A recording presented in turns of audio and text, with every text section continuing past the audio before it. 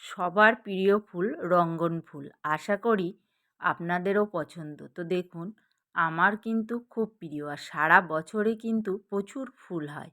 তো এখন আমি যে কাজটি করব সেটা আপনাদের সঙ্গে শেয়ার করছি।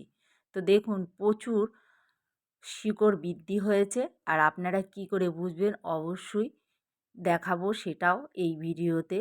তো দেখুন, আমি পাশে যে এই যে থোকা রঙ্গনটি আছে, আমি এই ফুলের সাইজটাও আপনাদের দেখিয়েছি। তো এই গাছটা আমি এখন রিপোর্ট করব।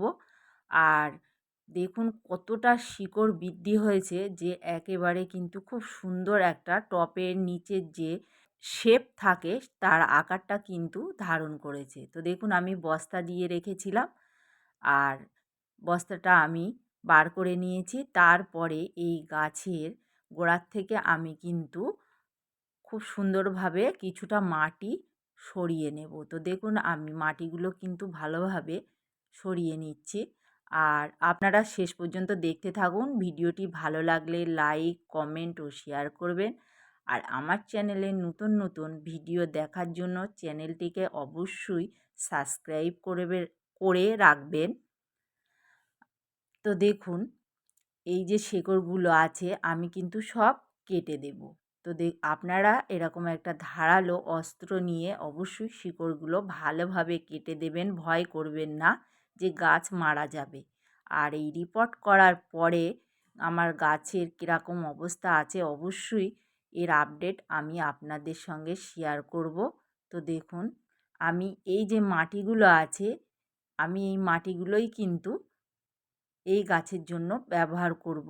আর এই গাছের এই যে পুরনো মাটি আমি কিন্তু আর শুকনো করব না।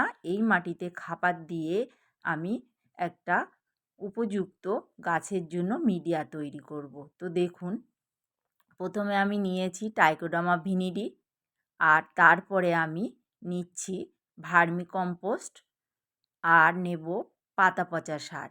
আর আমি নিয়েছি 50-50, মাটি 50% আর ভার্মিকম্পোস্ট পাতা পচা সার মিলে 50%। তো তারপরে দিয়েছি আমি 1 মুঠো হাড় গুঁড়ো, 1 মুঠো নিমখোল, 1 মুঠো শিংকুচি আর একটু স্যাপ, আর আমি দিয়েছি 1 চামচ সুপার সিঙ্গেল ফসফেট দিয়ে আমি মাটিটাকে ভালোভাবে মিশিয়ে নিচ্ছি। আর পুরনো মাটি নিয়েছি বলে আমি কিন্তু এখানে বালি ব্যবহার করিনি।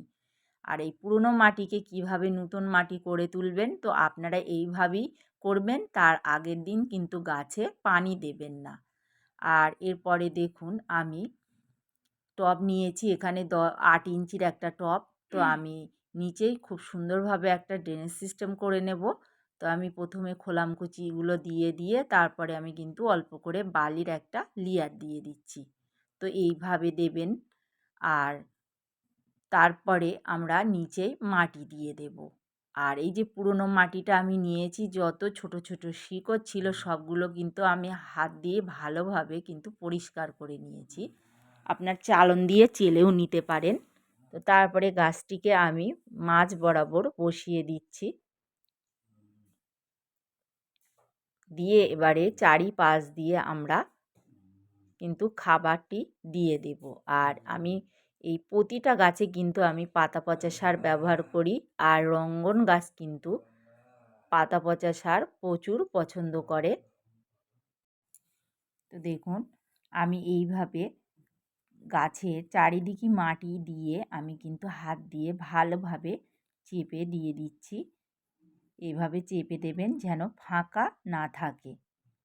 আর তারপরে আমরা গাছে কিন্তু গোড়ায় পানি দিয়ে দেব ভরপুর। তো পানির সঙ্গে আমি কি খাবার ব্যবহার করব, তো দেখুন আমি নিয়েছি এখানে হিউমিক অ্যাসিড। তো আমি ভরপুর যে পানিটা দেব এই হিউমিক অ্যাসিডের পানিটা দিয়ে দেব।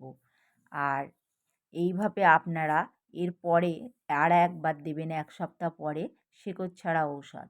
তো এই গাছটিকে আমি আগের রঙ্গন গাছের মতন খুব সুন্দর ঝোপালো করবে বলে দেখুন আমি কিন্তু কেটে দিচ্ছি। আর কেটে দিলে কিন্তু একসঙ্গেই আবার নতুন করে যে ডালগুলো আসবে শেপটা কিন্তু খুব সুন্দর শেপ হবে।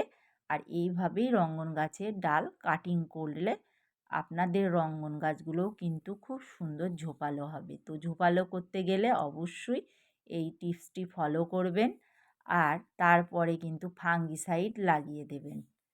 আর দেখুন আমি ফাঙ্গিসাইড লাগিয়ে দিয়েছি।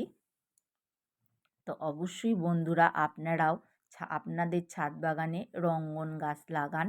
তো আমি আমার ছাদ বাগানে 4টে রঙ্গন গাছ লাগিয়েছি, একটা হলুদ, একটা সাদা আর লাল, আর একটা হালকা খয়েরি। তো দেখুন